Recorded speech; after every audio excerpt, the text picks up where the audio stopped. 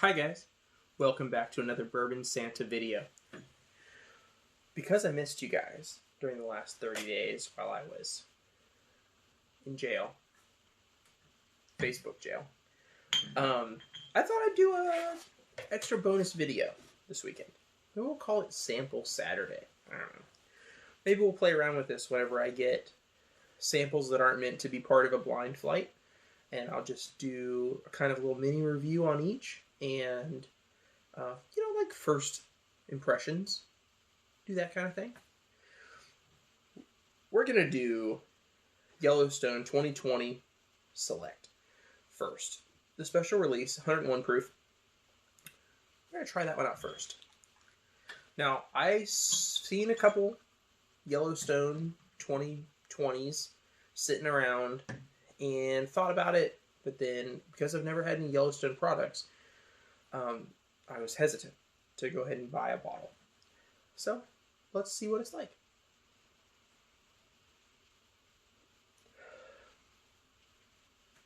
First impression, it hits me as a bit young, actually. It comes across floral, very light for 101 proof. It doesn't have a whole lot going on palate-wise.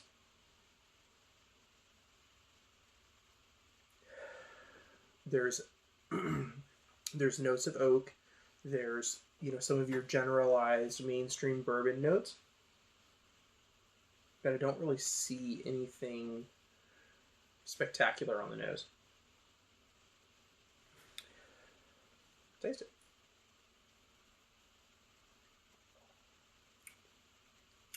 Very rye forward on the palate.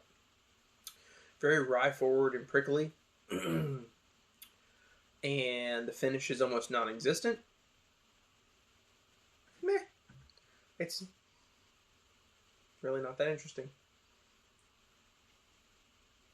I'm using my baby Glencairns. I'm not really this big. I'm using the babies today. Yellowstone 2020. Meh. Take it or leave it. Not really that interesting. So, we're going to go... Did I mention this one was from Aaron White? Just making sure. I think I already said that. Next, we're going to go to something I'm very excited about. This is High West's Light Whiskey, 14 years old, aged in second fill barrels, 100% corn whiskey, 46% ABV. And this was sent to me by Joe King from the Southwest Florida Bourbon Society. And I don't know if that's his real name or if he's Joe King. I had to do it. I'm a dad. Soon to be grandpa. I had to do the dad joke. I'm very excited about this.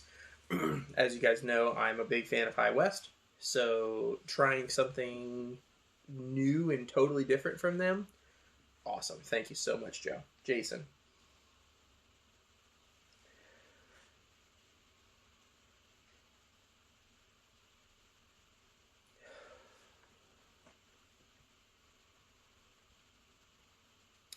It's very corn syrup, but with a nice amount of oak from that 14 years. There's an acrid, sour note. Like, if any of you have ever hunted pigs, when you ferment the corn before you put it out as bait for them, like in a trap or whatever, this reminds me of that, of fermented corn.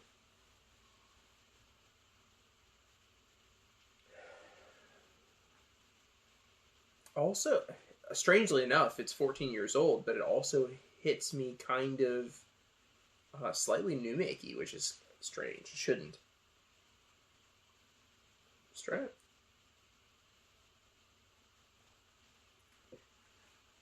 The taste is wonderful. The taste makes the nose look dumb. The nose is really not very attractive. The nose doesn't suck you in and make you want to try it. Honestly, the nose is a little off-putting, but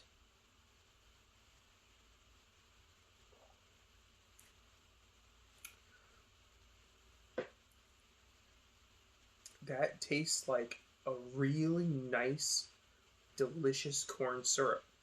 And there's almost a winey, like a wine note to it, like a white wine. Very interesting. Thank you so much, Jason.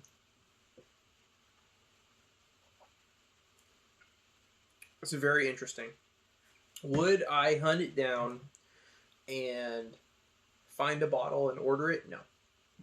No. It's interesting. It's different. Is it something that I want to drink often? No. It's very different than Mellow Corn, which is the only other 100% corn whiskey that I have. This is better than Mellow Corn. But it's still, it doesn't have, obviously, it doesn't have those traditional bourbon notes that I love. This is a novelty to me. Would I buy one? Maybe. Maybe I would, just to put it in the collection. Put it up there with the rest of my High West. But would I like really hunt it down and pay for it? Nah. It's interesting, but it's not that great. So, let's move on to a little rye action. This is Alberta Premium. This one was sent to me by Aaron White. This one was given to me by Eric G. This one is batch 1. This one is batch 2. So, interesting to see them next to each other. Let's see what we think.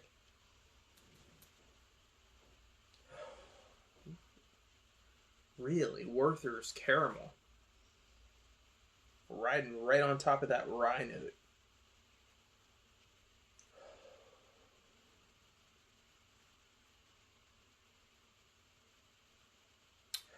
There's a spearmint note, a very minty, like, but like also effervescent, like almost like a spearmint note. Batch 2. Ooh, this one's darker. This one's all of those plus a cola note. A darker burnt molasses, burnt brown sugar cola note.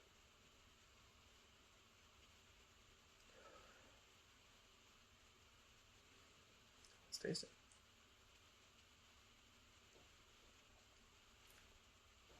Oh. Hello about Alberta Premium.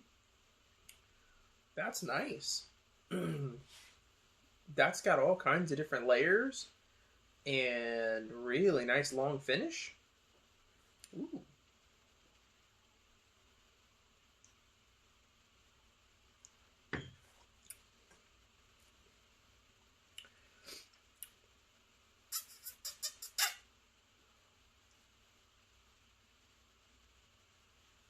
That just keeps evolving.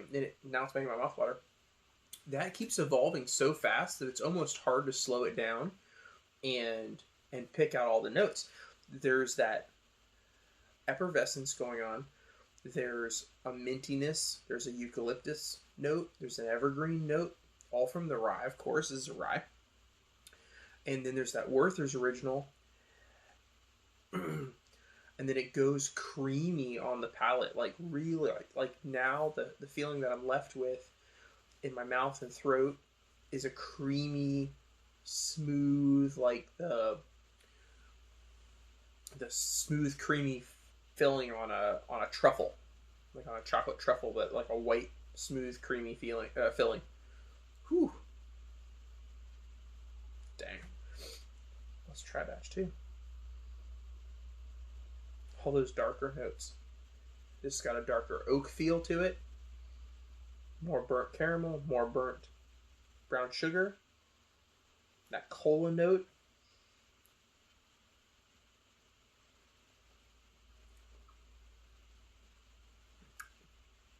Oh, totally different ride. These couldn't be more different. I mean, obviously they're both rye. They're both from the same place. But the ride on the palate and the nose are totally different between these two. Wow.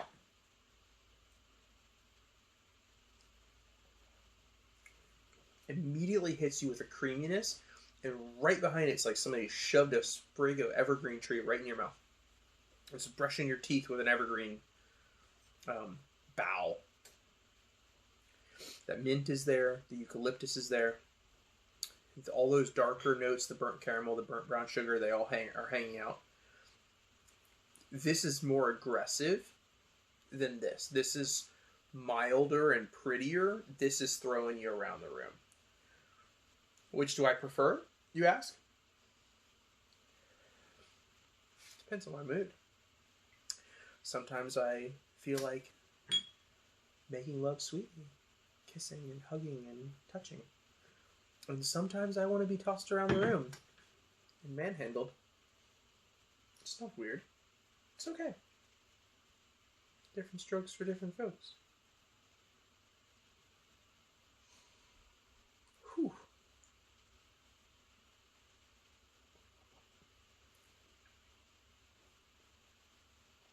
Today, I'm in the mood to be manhandled. This one does it for me today. Wow. I'm impressed. I saw a bottle of Alberta Premium yesterday in a liquor store that I was in, and I didn't buy it because I hadn't tried these yet. I knew I had these sitting here, and so I'm probably going to go grab it. Last but not least, this is Bardstown Discovery Batch 4. Now, I know everybody's been raving about this. I know that the greatest whiskey taster of all time has said that this is one of his favorites. He hemmed and hawed a little between batch 3 and 4. But pretty much everybody has said that this is the best. So, we're going to find out. This is what's left of my batch 1. So, I brought this out to compare it and see the difference between the two. I don't currently have batch 2 or 3, and I haven't seen a batch 3 anywhere here. I can still get 1 and 2.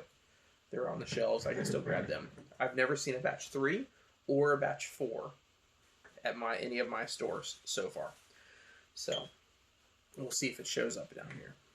So, we're going to go batch 1 first. I love batch 1.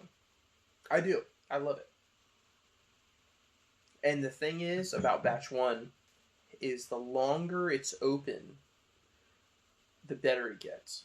So when I first opened batch 1, it was good, but it felt like it was fighting with itself a bit. Now, it's all dark caramel. It's all oak. It's all nice older bourbon flavors.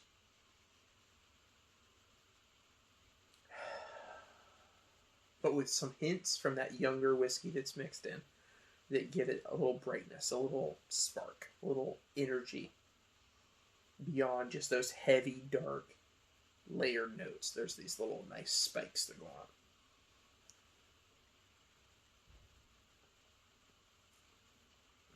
on. Ooh. Yeah. Bardstown Batch 1 is good.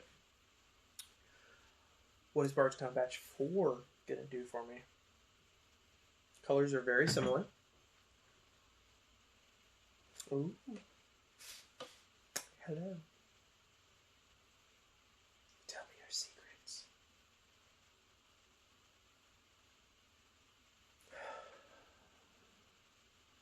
Honey.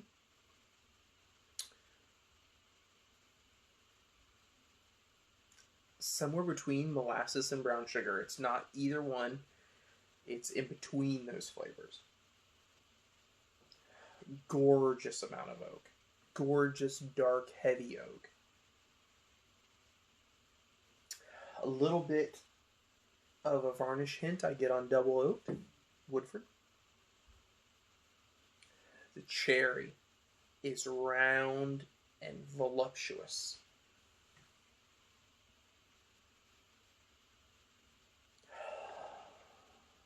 I'm getting into some caramels and more brown sugars now.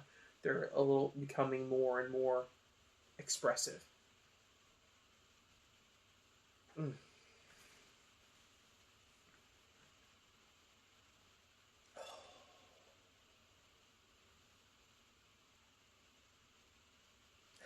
I'm getting a hint of creme brulee, like the crusty surface of creme brulee. And I'm also getting, on some of those younger notes, I'm getting kind of a white wine feel, the mouth feel of smelling a white wine. It stings the nose from all that proofiness. Let's go in.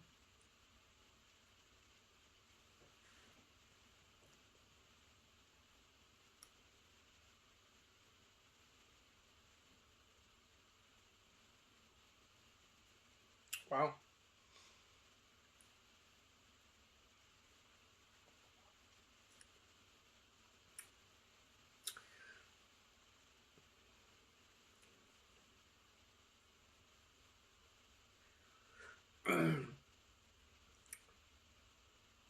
It goes spiky and harsh. There's a lot of flavors going on, but the mouth feel, the finish feel, goes to a spiky, aggressive place. It's not pulling you in and making sweet love to you. It's kind of like pulling you in and insulting you, putting you down a little bit. The nose is what's pulling you in.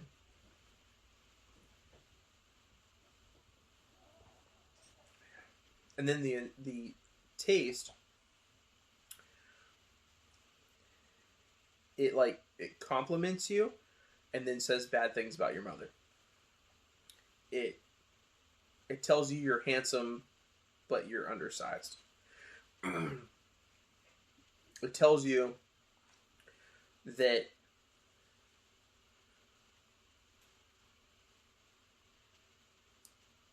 she loves you, just not in that way. She's like, you're perfect for me, but I don't want to ruin our friendship. It's like that. It's like leading you down a path, and then it's breaking your heart in a weird way. Interesting. I need to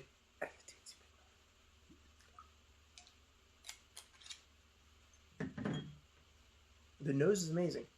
Nose is wonderful. Nose is fantastic. Dark, caramel, sugar, brown sugar, richness, wood. I hate you. You never loved me. Daddy, you're going to get milk and never come back. I don't love the palate.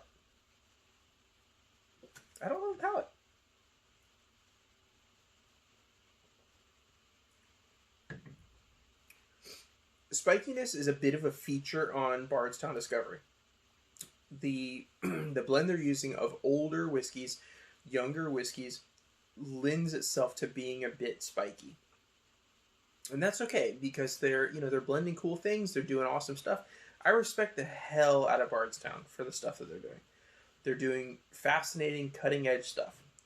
But some of it ends up feeling like it's fighting with itself. Honestly, here's what I think they need. Here's what I think Bardstown needs.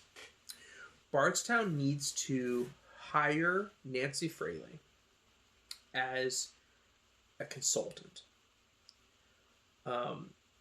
Because she knows how to blend different bourbons together and get them to be a harmonious, beautiful symphony together. Bardstown is blending what I think are amazing bourbons together, but in the nose on both of these is just absolutely wonderful. But then the palate ends up being spiky and disparate and and like it's arguing with itself. It's like you're sitting at the dining room table and mom and dad are having a fight. Like they're about to get a divorce, and you're sitting there trying to eat your Salisbury steak and peas and mashed potatoes and try to drown it out with the music that's playing inside of your head, and you're trying to be okay with what's going on, but you're going to be in for a lifelong amount of counseling. Probably never get married. Probably never have a loving, normal relationship. But that's you. That's you in bourbon.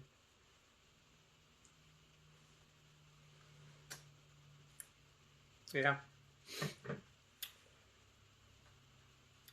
Bardstown Discovery Batch 4 has an amazing nose and a palate that brings you near to climax but leaves you dissatisfied.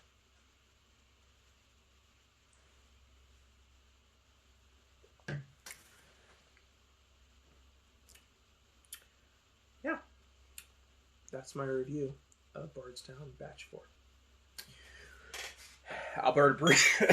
Excuse me.